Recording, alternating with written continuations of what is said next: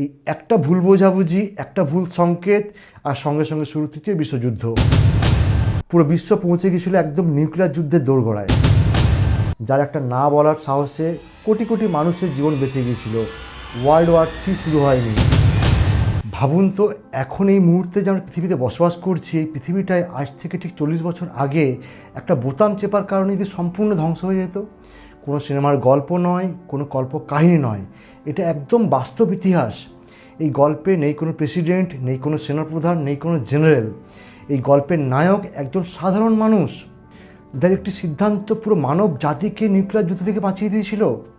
একজন সাধারণ মানুষ একটা ঘরে বসে জাস্ট একটা ফোন তোলেননি, আর তার জন্য আমরা বেঁচে আছি। আজকের এই ভিডিও সেই রাতের গল্প। সালটা ছিল 1983, 26 সেপ্টেম্বর, আর সেই মানুষটির নাম স্ট্যানিস্লাভ পেট্রোভ।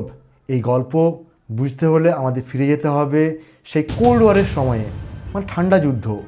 কিন্তু নামটা যত ঠান্ডা হোক না কেন, বাস্তব পরিস্থিতি ছিল অত্যন্ত ভয়ঙ্কর। দ্বিতীয় বিশ্বযুদ্ধের পর বিশ্ব দুটো ভাগে বিভক্ত হয়ে যায়।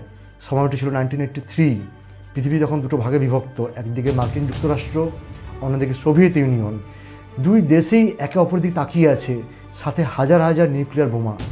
এই অস্ত্রগুলোর উদ্দেশ্য যুদ্ধ জেতা ছিল না, বরং ছিল ভয় দেখানো। আর এই নীতির নাম ছিল মিউচুয়ালি অ্যাসিওর ডিস্ট্রাকশন, সংক্ষেপে ম্যাড।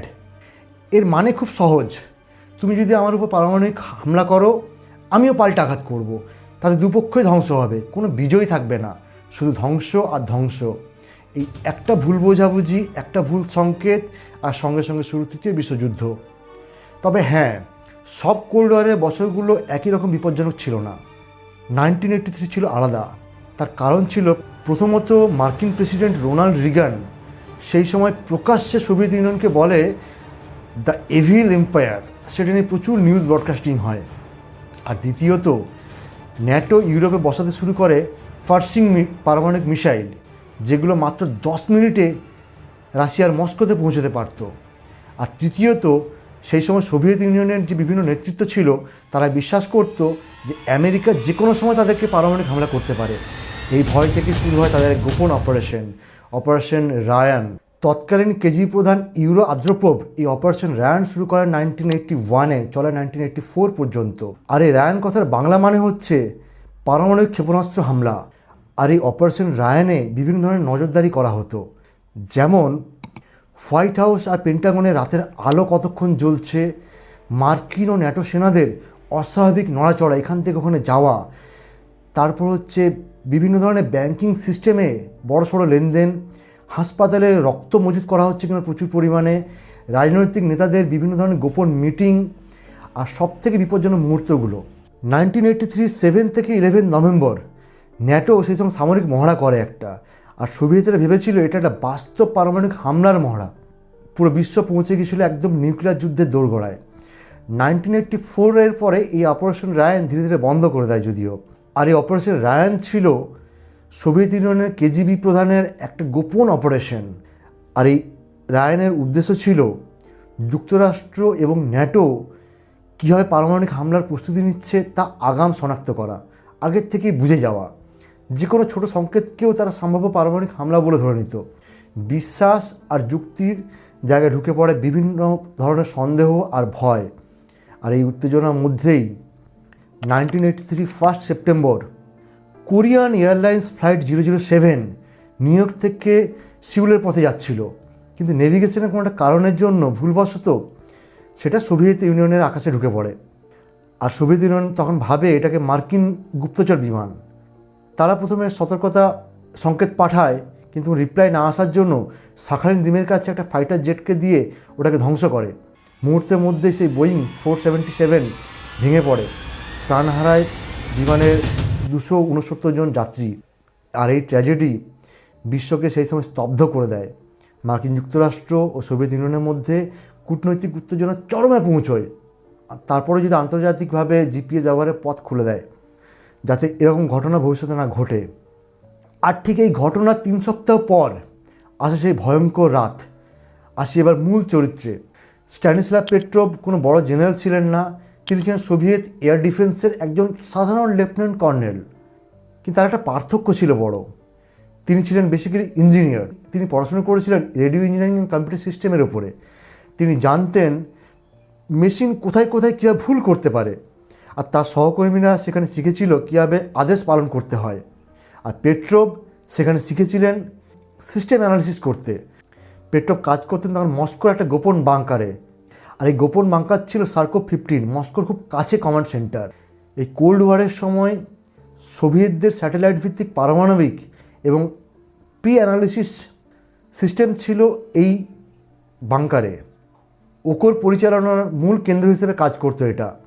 আর সেখানে সোভিয়েত ইউনিয়নের স্যাটেলাইট ভিত্তিক আর্লি ওয়ার্নিং সিস্টেম মানে ওকো, এই ওকো সিস্টেম ছিল সেখানে। আর এই ওকো সিস্টেম মূলত 3টি ধাপে কাজ করতো। একটা হচ্ছে স্যাটেলাইট নজরদারি করতো, বিশেষ আইআর ইনফ্রারেড সেন্সারযুক্ত ওদের স্যাটেলাইট ছিল, সেগুলো বিভিন্ন অরবিটে বসানো ছিল। এগুলো তাকিয়ে থাকতো সবসময় মার্কিন মিসাইলের দিকে। আর মার্কিন মিসাইল যখন ছাড়তো সেখান থেকে ইঞ্জিন থেকে বেরোনো হিট এবং লাইট তারা ডিটেক্ট করতো। আর এই ডেটা বিশ্লেষণ করে তার স্যাটেলাইটের মাধ্যমে পাঠাতো এই কন্ট্রোল রুমে। আর এই কন্ট্রোল রুমে ছিল বিশেষ ধরনের কম্পিউটার যেগুলো এগুলো অ্যানালিসিস করে সত্যিকারের মিসাইল কিনা সেগুলো ডিটেক্ট করতো। আর এখানকার কম্পিউটারগুলোতে কোনো লঞ্চ ডিটেকশন দেখালেই সেটা নিয়ম অনুযায়ী ফার্স্ট রিপোর্ট চলে যেত শীর্ষ নেতৃত্বের কাছে। ওর কাজ ছিল বেসিক্যালি কয়েকটা কাজ, যেমন আমেরিকার জাইলো মিসাইল ওরা দেখতো সবসময়। আইসিবিএম যে মিসাইল ছিল সেগুলো আগুনটা ডিটেক্ট করা, সঙ্গে সঙ্গে অ্যালার্ম পাঠানো। আর এই সিস্টেমটা ছিল খুব নতুন এবং পুরোপুরি 100% পরীক্ষিত নয়। 26 সেপ্টেম্বর 1983 রাত্রি 12টা 15 মিনিট সোভিয়েত ইউনিয়নের একটা গোপন সামরিক বেস, সেখানে দায়িত্ব পালন করছেন পেট্রোভ, একজন লেফটেন্যান্ট কর্নেল। তার কাজ ছিল মার্কিন যুক্তরাষ্ট্রের যে কোনো নিউক্লিয়ার মিসাইল যদি ছোড়া হতো স্যাটেলাইটের মাধ্যমে সেটাকে অ্যানালিসিস করা, সঙ্গে সঙ্গে তার উপরে কর্তৃপক্ষকে রিপোর্ট করা। আর ঠিক এই সময় হঠাৎ এই বাংকারের সাইরেন বেজে ওঠে, স্ক্রিনে জ্বলে ওঠে লাল অক্ষরে লঞ্চ। কম্পিউটার জানায় আমেরিকা থেকে একটা আইসিবিএম উৎক্ষেপণ হয়েছে। কয়েক সেকেন্ডের মধ্যেই দ্বিতীয় মিসাইল, তৃতীয়, চতুর্থ, পঞ্চম, এই করে করে 5বার ওখানে দেখায় মিসাইল ডিটেকশন। সঙ্গে সঙ্গে স্ট্যাটাস বদলে যায় কম্পিউটারে, মিসাইল অ্যাটাক কনফার্ম দেখায়। 100% কনফিডেন্স, ঘরের ভেতর নিস্তব্ধতা। এই অবস্থায় সোভিয়েত ইউনিয়নের প্রোটোকল যেটা বলে সেটা হচ্ছে সঙ্গে সঙ্গে তার উপরে কর্তৃপক্ষকে জানাতে হবে, তারা সিদ্ধান্ত নেবে পাল্টা কীভাবে পারমাণবিক হামলা করবে। পেট্রোভ জানতেন সেই সময় যে আমি যদি জানাই আর কোনো ফেরার কোনো পথ নেই। কিন্তু সেই সময় পেট্রোভ কিছুক্ষণের জন্য থামলেন। তিনি ভাবলেন, প্রথমত যদি আমেরিকা যুদ্ধ শুরু করত তারা কি মাত্র 5টা মিসাইল ছুড়ত? মোটেই নয়, তারা শত শত মিসাইল ছুড়ত। দ্বিতীয়ত তখনও গ্রাউন্ড র্যাডারে কিছু দেখাচ্ছে না, স্যাটেলাইট বলছে হ্যাঁ কনফার্মড, র্যাডার বলছে না। আর তৃতীয়ত সিস্টেমটি অস্থায়ীভাবে খুব র্যাপিডলি 100% নিশ্চিত করেছে। এটাও একটা সন্দেহজনক। এই সব কিছু মিলিয়ে পেট্রোভের মনে হয়েছিল কিছু একটা কোথাও ভুল হচ্ছে। পরে যদি পেট্রোভ বলেছেন তিনি নিশ্চিত ছিলেন না, তিনি 50% কনফার্ম আনকনফার্ম ছিলেন। যদি তিনি ভুল হন সোভিয়েত ইউনিয়ন পুরোপুরি ধ্বংস হয়ে যাবে, আর যদি ঠিক হন তাহলে পৃথিবী বেঁচে যাবে। এই অবস্থায় তিনি কি করলেন? সেই সময় তিনি রিপোর্ট করলেন ফলস অ্যালার্ম ছিল, সরাসরি আদেশ অমান্য। পরে 15-20 মিনিট তিনি জানতেন না তিনি বেঁচে থাকবেন না মারা যাবেন। কিন্তু কোনো বিস্ফোরণ হয়নি, কোনো মিসাইল এসে পড়ল না। পরে তদন্তে জানা যায় উত্তর ডাকোটা অঞ্চলের খুব হাই অল্টিটিউড এরিয়া থেকে সানলাইটের যে রিফ্লেকশন আছে সেখান থেকে একটা রিফ্লেকশন সেই ওকো সিস্টেম এসে পড়ে, আর সেটাকে সে মিসাইল ভেবে ভুল করেছিল এবং কম্পিউটার সেটা মিসাইল ডিটেক্ট করে। মানুষ ঠিক ছিল কিন্তু মেশিন ভুল ছিল, কম্পিউটার সিস্টেমের অ্যানালিসিস ভুল ছিল। তারপরে পেট্রোভকে কোনো হিরো বানানো হয়নি, তাকে কোনো সম্মান দেওয়া হয়নি, সেইভাবে কোনো প্রচার করা হয়নি, বরং তিনি তার উপরে কর্তৃপক্ষকে জানাননি বলে তাকে সাসপেন্ডও করা হয়েছিল। আর এই ঘটনাটা সেই সময় সোভিয়েত ইউনিয়ন পুরোপুরি চেপে গিয়েছিল। তার কারণ ছিল সেই সময় তারা বিশ্বকে কখনোই প্রকাশ করতে দেয়নি যে তাদের সিস্টেম ভুল ডিটেক্ট করে, তাদের সিস্টেম ফেলিওর। এই ঘটনার কথা বহু বছর কেউ জানতো না। 1989-এ এই ঘটনা ফার্স্ট প্রকাশ পায়। পেট্রোভ তারপরে ইউএন থেকে পুরস্কার পায়, বিভিন্ন ধরনের তাকে পুরস্কার দেওয়া হয়, শান্তি পুরস্কার। তার সাথে সাথে তাকে নিয়ে একটা তথ্যচিত্র তৈরি করা হয়, ডকুমেন্টারি ফিল্ম তৈরি করে, the man who saved the world. এই ঘটনা থেকে আমাদের কি শেখায়? সবসময় মেশিন ঠিক নয়। আপনি আজ এই ভিডিওটা দেখতে পাচ্ছেন, তার কারণ 1983 সেই রাতে একজন মানুষ একটা ফোন তোলেনি। হ্যাঁ, ইতিহাসে অনেক রাজা আছে, অনেক সেনাপতি আছে, কিন্তু কিছু কিছু মানুষ আছেন যাদের নাম হয়তো বইয়ে নেই, কিন্তু যাদের সিদ্ধান্তে আজও আমরা বেঁচে আছি।